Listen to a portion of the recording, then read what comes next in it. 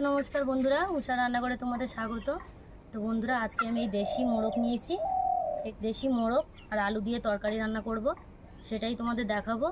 তো এই মোরগটা দেশি মোরগ, পুরো একদম গেগি মোরগ। দেখো, এটা আমাদের বাড়িরই মোরগ। তো এইটাই আজকে রান্না করব। পরে আমি গরম জলে লোমগুলো ছাড়িয়ে নিয়েছি, নিয়ে পরিষ্কার করে ধুয়ে নিয়েছি। এবার পিস পিস করে কেটে নেব।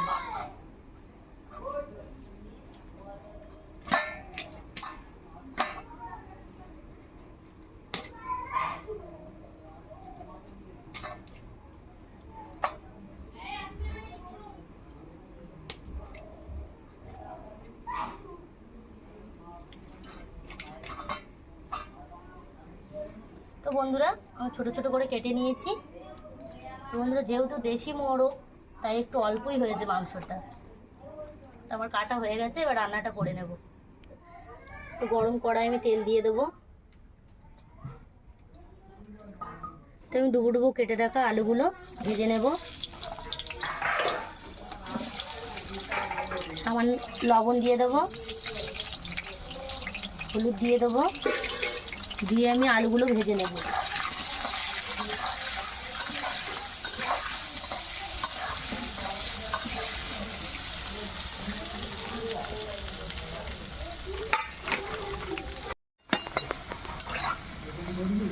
তো আলুগুলো আমার লাল লাল করে ভাজা হয়ে গেছে, তুলে নেব।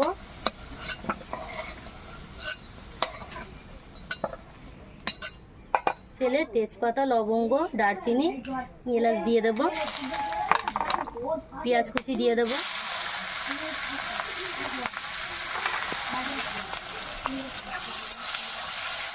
দিয়ে একটু ভাজা ভাজা করে নেব।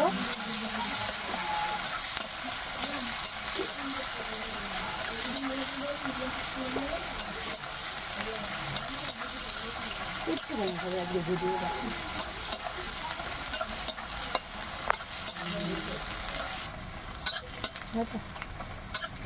তো পেঁয়াজটা আমার ভাজা ভাজা হয়ে গেছে। এখানে কিছু মশলা আমি বেটে নিয়েছি, আদা, রসুন, জিরে, মরিচ আর শুকনো লঙ্কা। সেই বাটা মশলাটা দিয়ে দেবো। আমি ভালো করে কষে নেব মশলাটা।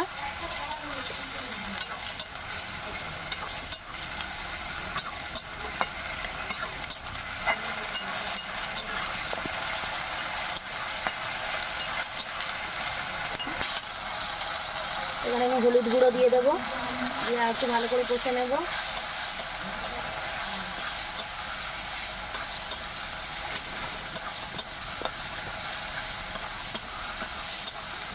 মশলাটা আমার ভালো করে কষা হয়ে গেছে, মশলা থেকে তেলটা ছেড়ে দিয়েছে।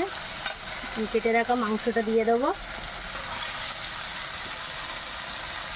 দিয়ে আর একটু ভালো করে কষে নেব।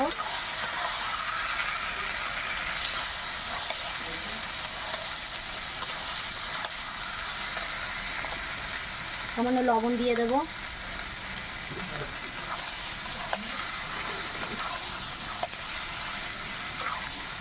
ভালো করে কষে নেব।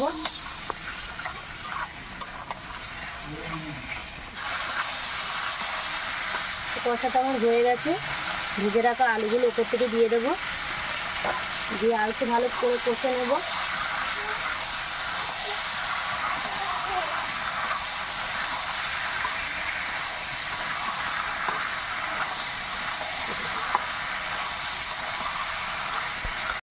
তো দেখো বন্ধুরা, কষাটা আমার হয়ে গেছে।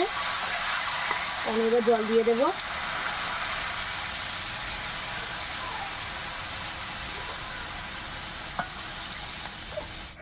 তরকারিটা আমার ফুটে গেছে। এখানে মিট মশলা নিয়েছি, মিট মশলা গুঁড়োটা দিয়ে দেবো ওপর থেকে, দিয়ে একটু নাড়াচাড়া করে নেব।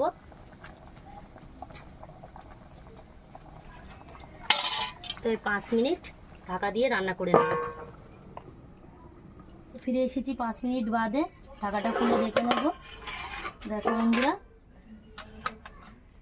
রান্নাটা আমার হয়ে গেছে। তো এবার আমি নামিয়ে ফেলবো।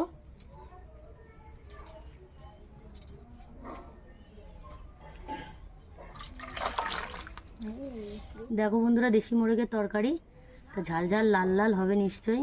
কালারটা কত সুন্দর এসেছে দেখো। খেয়ে তোমাদের দেখাবো। বন্ধুরা, চলে এসেছি ভাত নিয়ে আর মোরগের মাংসের তরকারি নিয়ে। তো খেয়ে দেখি কেমন হয়েছে।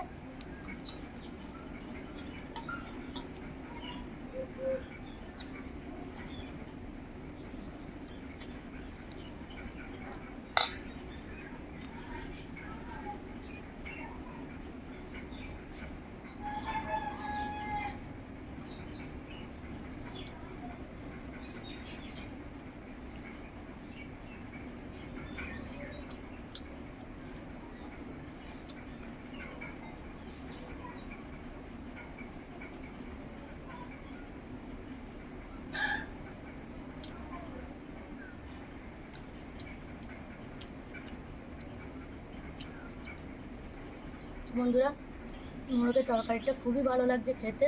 আর দেশি মোরগের স্বাদটাই অন্যরকম। যারা খেয়েছো তারা তো জানো, আর যারা খাওনি তারা প্লিজ আমার রান্নাটা চটপট বাড়িতে তৈরি করে নাও। আর আমার রান্নাটা কেমন হয়েছে দেখে তোমরা কমেন্টের মাধ্যমে জানাবে। আর আমার রান্নাঘরে যারা নতুন বন্ধু, প্লিজ আমার রান্নাঘরটা সাবস্ক্রাইব করে আমার পাশে থেকো। আর নিত্য নতুন রেসিপি পেতে আমার চ্যানেলটাকে সাবস্ক্রাইব করে দেবে, পাশে থাকা বেল আইকনটি ক্লিক করে দেবে। সুস্থ থেকো, ভালো থেকো, আবার ফিরে আসবো নতুন কোনো রেসিপি নিয়ে।